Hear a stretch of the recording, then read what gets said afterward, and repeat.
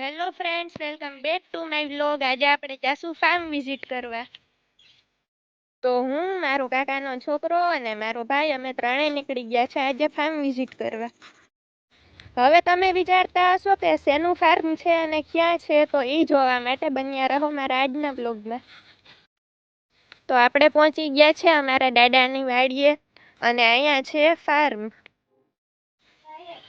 આ ફૂલ શેના છે અને કોને કોને જોઈએ છે કમેન્ટ કરજો. તો આ છે અમારા ગામનો ડુંગર અને અમારા ઘરની એકદમ નજીક જ આવેલો છે. આ છે અમારા સુરાપુરા દાદાનું મંદિર. અહીંયા પહોંચ્યા ત્યાં તો જોવા મળી ગયા હતા બે બળદ. આવી ગયું છેલ્લું, પણ મિત્રો આને પાર કરવા માટે કોઈ બ્રિજ નથી એટલે આમાંથી હાલીને જવું પડે એમ છે.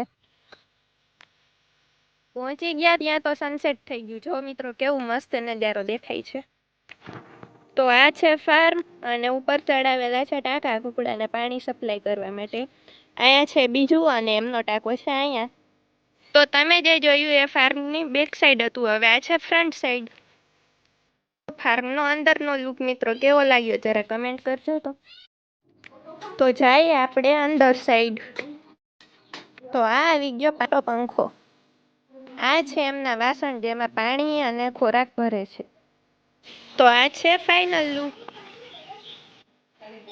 જો મિત્રો આ બધું કેવું છે.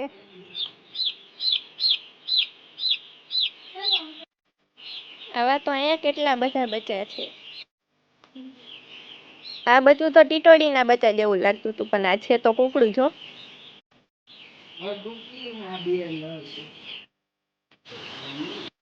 આમાં કુકડાનું ખાવાનું રાખે છે અને આમાં છે પાણી.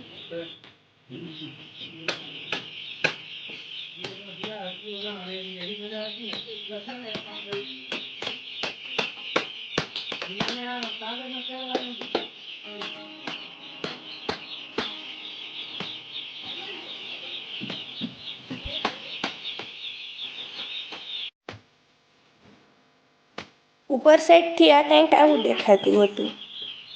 તો જો મિત્રો આ લોકો ખાવાનું ખાય છે. આ છે બોક્સ જેમાં એક પેક થઈને અહીંયા સુધી પહોંચાડવામાં આવે છે. અહીંયા જોયું તો હતો સ્પાઈડરમેન 2.0. આ ફાર્મે છે હજી તો બને જ છે. સીડીઓ નથી એટલે આપણે આ ઢગલા ઉપરથી થઈને જવું પડશે. તો આ છે આ ફાર્મનો અંદરનો લુક. આ ફાર્મમાં છેટ સુધી આવી નેટ રાખેલી છે, જેના લીધે અંદર કોઈ જીવ ના આવી શકે કે ના અંદરથી કુકડા કોઈ બહાર જઈ શકે. ઉપર સાઈડ કંઈક આવી રીતે પથરા ગોઠવેલા છે. હા હતા બધા મશીનો. મિત્રો અહીંયા તો એક થર્મોસ પણ હતો, પણ અફસોસ કે એમાં ચા નતો. બાકી આપણે ક્યાંય પીવા માટે પાછળ રહીએ. વ્યૂ તો એક નંબર હતો.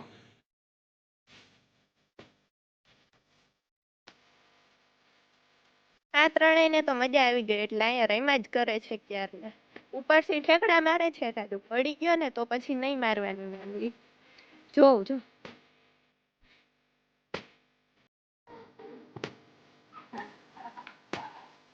જો મિત્રો છે ને વરવાંગડા જેવા. ફાર્મની બાજુમાં જ બે દરગાહ આવેલી છે. આનું નામ છે વરવાળા દાદાની દરગાહ અને એક દરગાહ ત્યાં આવેલી છે જેનું નામ છે પારવાળા દાદાની દરગાહ.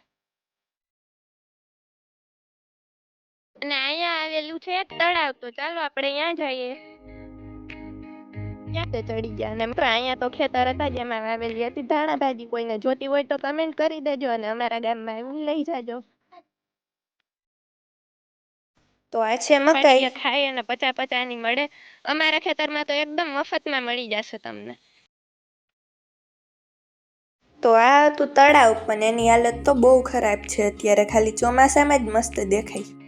તો મારો આજનો વ્લોગ તમને કેવો લાગ્યો કમેન્ટ કરજો અને ચેનલને સબસ્ક્રાઈબ કરવાનું ભૂલતા નહીં.